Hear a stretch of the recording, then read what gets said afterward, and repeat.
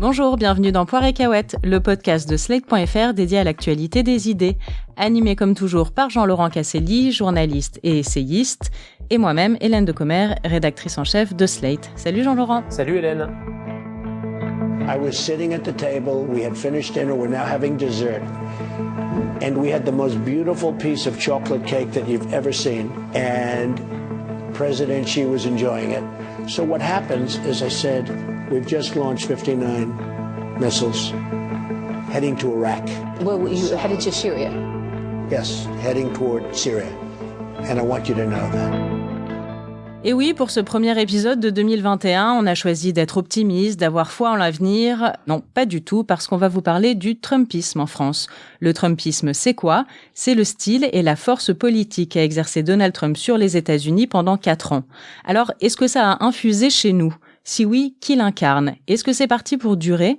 C'est ce dont on parle dans cet épisode de Poire et Cahuètes. Oui, on va parler du Trumpisme. On s'est tout de suite mis dans l'ambiance avec cet extrait dans lequel Donald Trump expliquait à une journaliste de Fox News comment il avait expliqué au président chinois Xi Jinping qui venait de bombarder la Syrie, tout ça au dessert en mangeant le meilleur gâteau au chocolat du monde et en se trompant sur le pays puisqu'il a parlé de l'Irak à la place de la Syrie. Voilà, un bon résumé du style Trump. Et quand on évoque son legs possible en France, quelques noms reviennent en boucle, celui de Marine Le Pen et du Rassemblement National, de la chaîne d'info CNews et de ses éditorialistes stars, de l'importation de certaines théories du complot comme QAnon ou encore de mouvements sociaux récents qui ont ébranlé le pays comme les Gilets jaunes. Alors on va passer en revue ces comparaisons, plus ou moins heureuses, en évaluant leur pertinence et en se demandant si le Trumpisme c'est avant tout une idéologie, un style, un trait de caractère. Bref, en d'autres termes, le Trumpisme peut-il survivre à Donald Trump ? Alors, on commence par l'examen politique. Déjà, est-ce que Marine Le Pen, c'est Donald Trump version française ? On a pu penser que Marine Le Pen singeait un peu Trump, par exemple, dans le débat de l'entre-deux tours contre Macron, quand elle avait ces gestes très grotesques, ce côté je m'en foutiste. Il y avait un petit peu de Trump là-dedans. On peut aussi peut-être se demander si une partie des mouvements militants d'extrême droite, type Génération Identitaire, c'est une version française de l'alt-right. Et aussi, si, tout comme Trump, Marine Le Pen s'inscrit à la limite du cadre démocratique. Alors, j'ai demandé son avis à Christian Salmon. Christian Salmon, il est écrivain, penseur de nos sociétés. Il est l'auteur d'un livre remarqué en 2007, Storytelling. C'était sur cette tendance moderne à fabriquer des histoires, des récits pour faire passer des propagandes. Et plus récemment, il a sorti, fin 2020, aux éditions Les Liens qui libèrent, La tyrannie des bouffons. En fait, dans ce livre, il examine plusieurs figures grotesques du pouvoir actuel. Il y examine plusieurs figures grotesques du pouvoir, comme Donald Trump ou Jair Bolsonaro. Je lui ai donc demandé son avis sur Marine Le Pen. On a un parti, le Rassemblement National, ex-Front National, qui aurait pu s'emparer, surfer sur cette vague du discrédit, et qui l'a fait en quelque sorte, parce que comment on surfe sur cette vague du discrédit, c'est-à-dire on la capte l'attention sur ce discrédit, et en même temps on le détourne sur des figures comme les immigrés, les réfugiés, les étrangers, les minorités sexuelles, etc. Le Rassemblement National est dirigé par une figure, Marine Le Pen, qui pour des raisons psychofamiliale a pris le parti de se dédiaboliser, c'est-à-dire d'abandonner tout ce qui fait le succès de ces bouffons. Elle est relativement en retrait, on n'entend pas beaucoup parler, elle se contente de gérer, je dirais, le capital discrédit qu'avait accumulé son père. C'est une héritière du discrédit, mais c'est pas une figure qui surfe sur le discrédit. D'ailleurs, elle est de plus en plus contournée, dépassée à droite, à gauche, par d'autres figures qui sont pas forcément des figures politiques. Alors oui, juste pour prolonger et compléter cette analyse, un moment révélateur, ça a été le débat de l'entre-deux tours entre Emmanuel Macron et Marine Le Pen. On a vu à quel point la stratégie de la candidate du FN, c'était plutôt de se normaliser. Pour moi, elle n'est pas du tout trumpiste, elle a perdu en voulant jouer sur le terrain de Macron, qui représentait la maîtrise technique des dossiers. Elle a voulu rassurer, montrer qu'elle aussi, elle s'y connaissait, alors qu'un Trump, pour moi, il aurait balancé tout ça et revendiqué son ignorance et gagné malgré tout le débat. Donc le paradoxe, c'est finalement que Marine Le Pen, elle a détrumpisé le FN pendant une vingtaine d'années, alors qu'aujourd'hui, on pourrait penser que la stratégie gagnante serait de faire marche arrière. Ok, donc vraisemblablement, Marine Le Pen, c'est pas du Trumpisme. Alors, un autre axe à examiner, les mouvements sociaux en France et notamment celui des Gilets jaunes. Parce qu'il y a des parallèles qui ont été dressés par certains observateurs entre les Gilets jaunes et les partisans de Trump, notamment dans ces deux séquences très visuelles de l'envahissement du Capitole tout récent versus celui de l'Arc de Triomphe fin 2018. Donc, on peut se poser cette question de savoir est-ce que les Gilets jaunes sont l'équivalent de la white working class?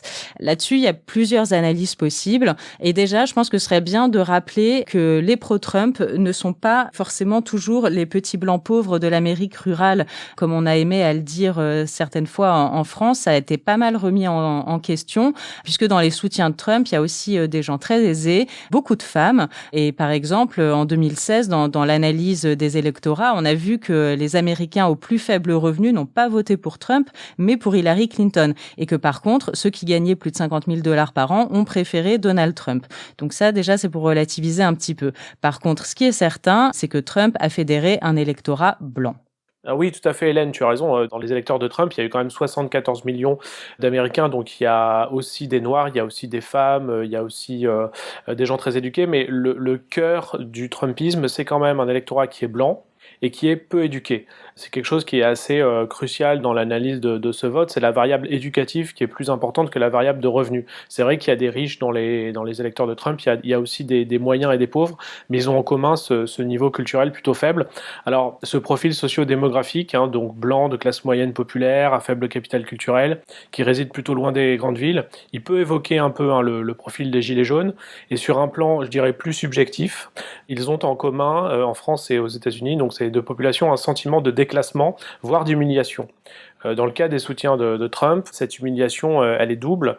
Elle se manifeste sur le plan extérieur en raison du déclin du rang de leur pays dans la mondialisation, et puis sur le plan domestique avec cette peur d'être mis en minorité démographique, de devenir eux-mêmes une minorité, une identité subalterne.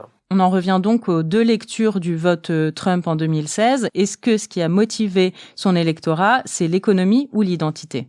Oui, tout à fait. C'est vrai qu'en 2016, c'était plutôt la lecture de classe qui avait pris le dessus.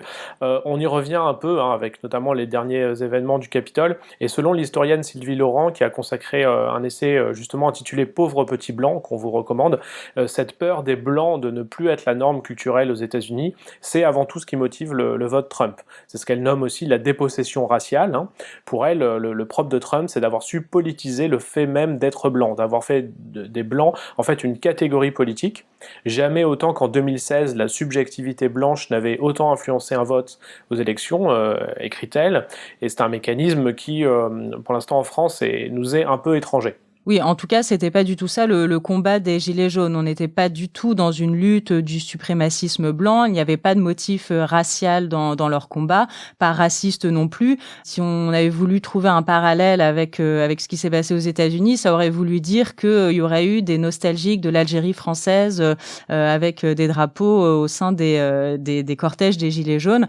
C'est absolument pas ça qu'on a vu. Les Gilets jaunes œuvraient pour des raisons économiques. C'était les fameuses fins de mois dont on a beaucoup parlé. À leurs yeux, leur combat, c'était la justice sociale. Et ça, c'est effectivement très différent du Trumpisme. C'est même carrément l'inverse, si on en croit l'analyse du philosophe Jacques Rancière, qui a publié dans le média en ligne AOC un bilan à ses yeux des 4 ans de Trump. Et pour lui, l'engouement de Trump, c'est la passion de l'inégalité.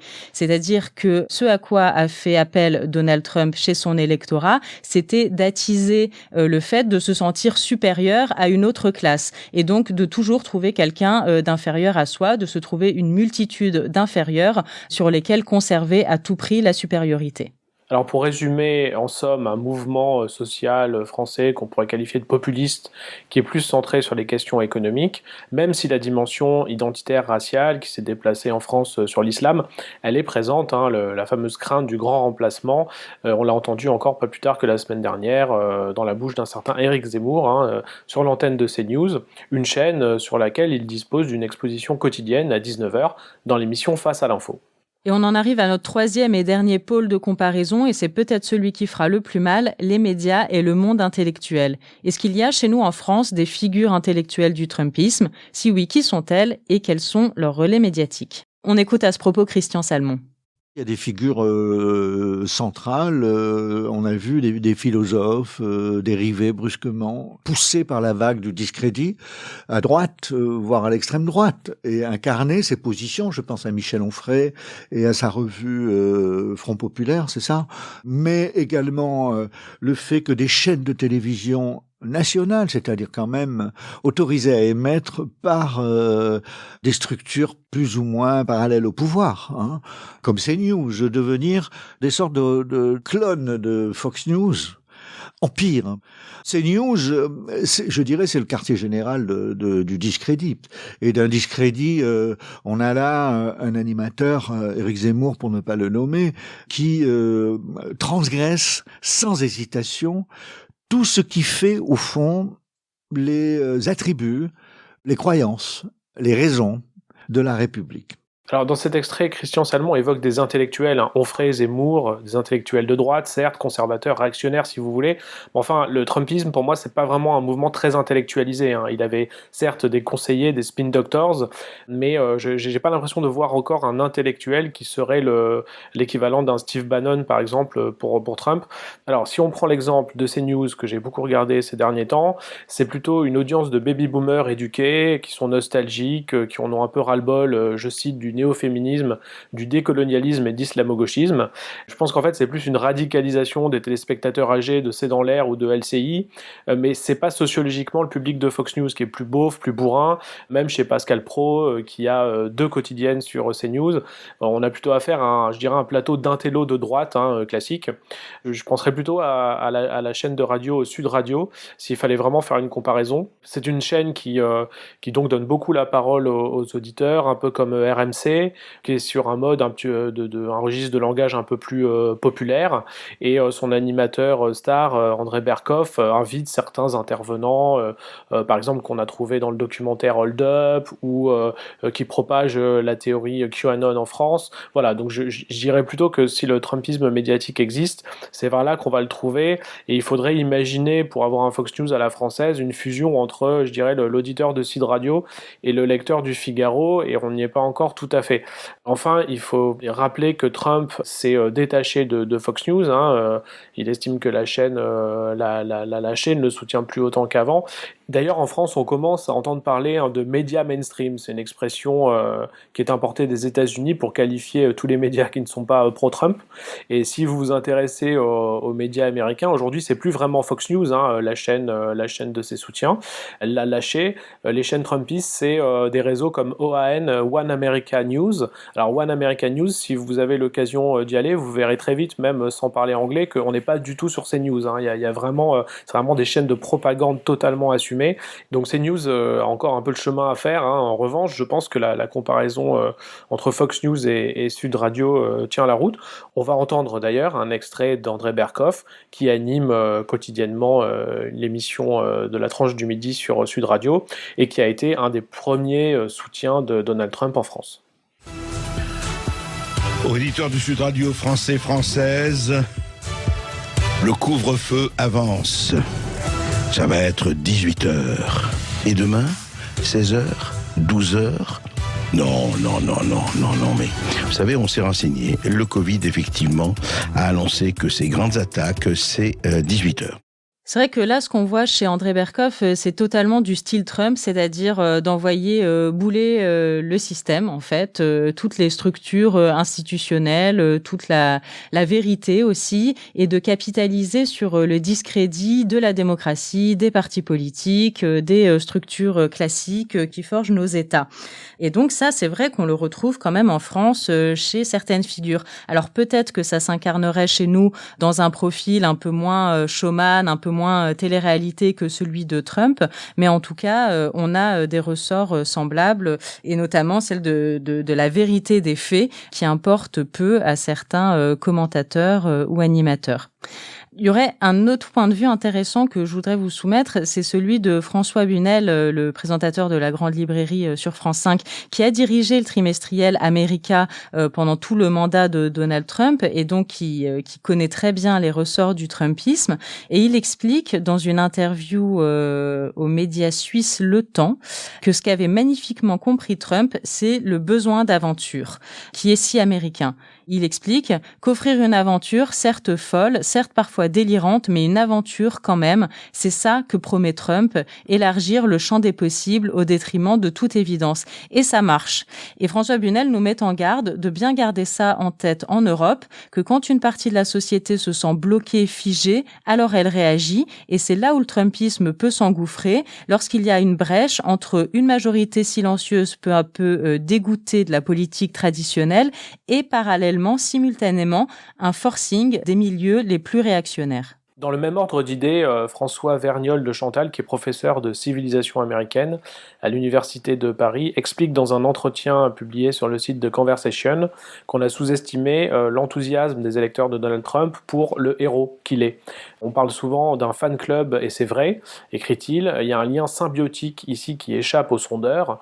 Par ailleurs, écrit-il encore, Trump bénéficie, notamment auprès des électeurs minoritaires latinos, d'une aura de succès.